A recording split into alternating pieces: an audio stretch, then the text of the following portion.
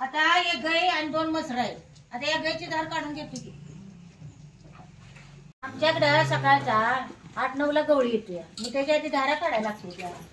जरा कासव पाणी मारलं की नाही की मग गायला पाण्यावर घालते. पाण्यावर घातल्याशिवाय दूध देत नाही ती. आता हे पाण्यावर घातल्यावर धार काढतो. अशी धार काढायला.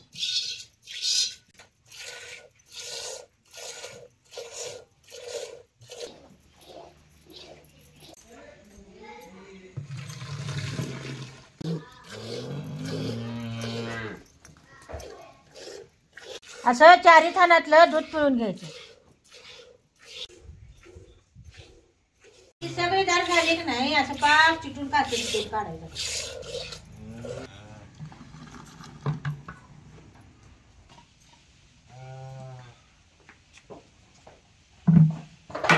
आता त्या गायची एक पाडी आहे, तिला जरा दूध घालतोय की. त्या गायची 1 महिन्या 6 महिन्याची ही पाडी आहे. म्हणजे अजून जरा वैरण खायत नाही म्हणून तिला सकाळी 1 लिटर संध्याकाळी 1 लिटर दूध घालायला लागते तिला. ते कसं पेते बघा घुटू घुटू.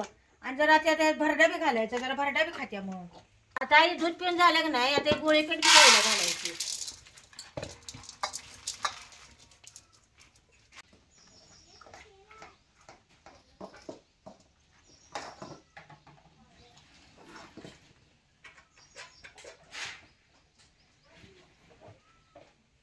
अशी धार काढून झाली की नाही आम्हाला गोळी पेंट बी जरा घालायला लागतं वेशनी. आता गायची धार झाली, आता जरा म्हशीची काढून घेतो. अशी सरकी पेंट आणि गोळी घालूनच म्हशीची धार काढायला लागते. मसरासनी अशी पेंट घातल्याशिवाय धार देत नाही. तर इकडे असं पाणी मारून आता पाणी घालायला लागतं. त्याशिवाय धारा देत नाहीत. मग आता मशीन पाणीवर घातला तर धार काढून घेतो.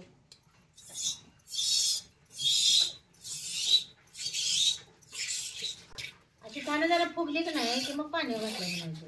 आणि पाण्यावर घातल्या की दूध येत नाही.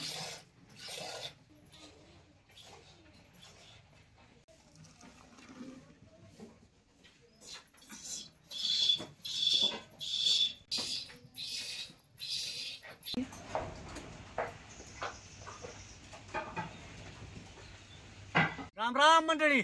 आज तुम्हाला चुलीवरचं शेंगदाण्याचं चुटचूट कसं करायचं दाखवणार आहे.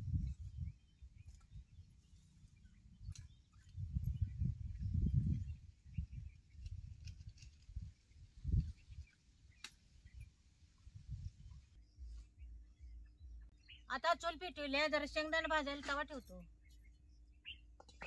आता चुटचूट करायचं म्हटलं की नाही आधी जरा शेंगदाणे भाजून घ्यायला लागतात. म्हणून आता या तव्यात जरा शेंगदाणे भाजून घेतो.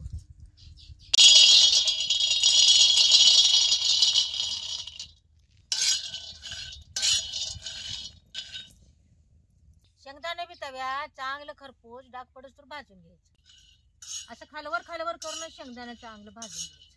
आता शेंगदाण्याच्या संग संग जरा लसूण बी भाजून घेणार आहे. म्हणून त्यासनी म्हटलं तर जरा लसूण तर सोलून द्या. म्हणून जरा लसूण जरा सोल लागते त्यात. लसूण भाजून घेतलासा की लसणाला चांगला खमंगपणा येतोय. म्हणून जरा लसूण शेंगदाण्याबरोबर भाजूनच घ्यायचा. असं शेंगदाणे भाजत आलं की नाही की मग त्याच्यात लसूण टाकायचा. शेंगदाणे लसणासंग जरा भाजतात.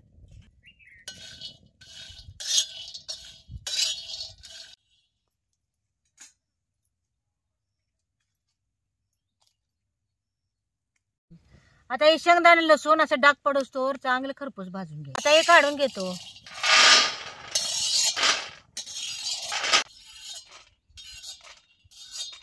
पाट्याचं वाटून घ्यायचं. जरा गार झाले की 1-2 चमचे जिरे वाटून घ्यायचं. त्या जिरा आधी जरा वाटून घ्यायचं नाही त्याच्याबरोबर जरा मोठं राहतंय. मग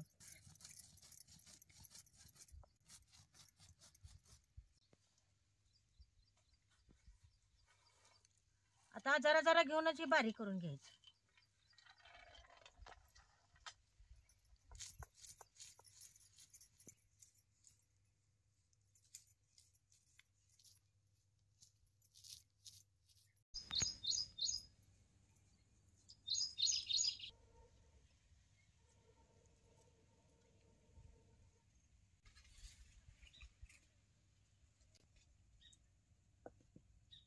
चुटचुट करायला असं कुठं आहे की नाही जरा गबरच वाट. कांदा आणि टमाटो बी जरा बारीक चिरून घेतले.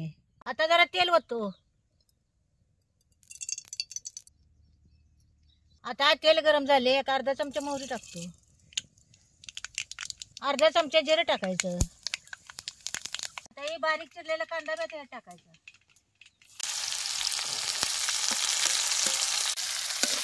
कांदा बी तेलात चांगला भाजून घ्यायचा.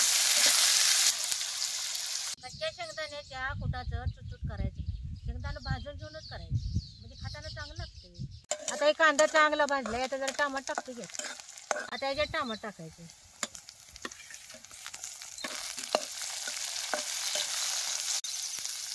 अर्धा चमचा हळद टाकतो.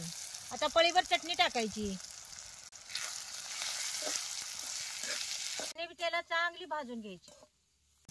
त्याला चटणी चांगली भाजली. आता हे पाट्या वाटलेल्या कुठ्यात घालायचं. कुठ बी त्याला चांगलं खालवर करून घ्या. जरा पाणी ओततो की.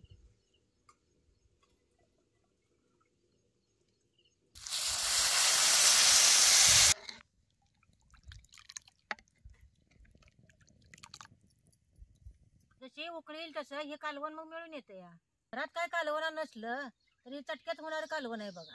आणि खायला चांगलं लागतंय. मग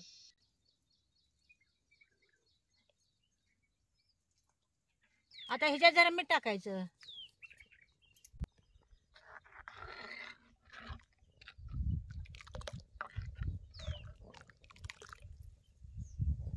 आता ह्याच्यात जरा कोथिंबीर टाकून घ्यायची.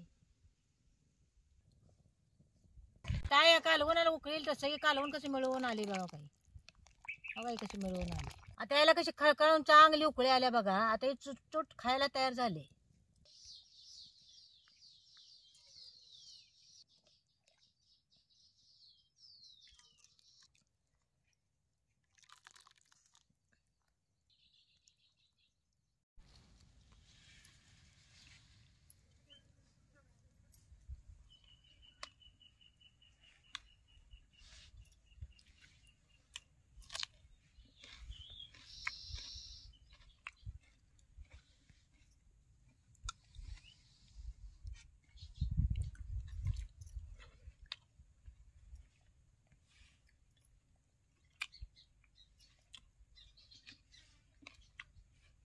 अहो असं चटक्यात होणारं चुलीवरचं चुटचूट लय चांगलं लागतंय.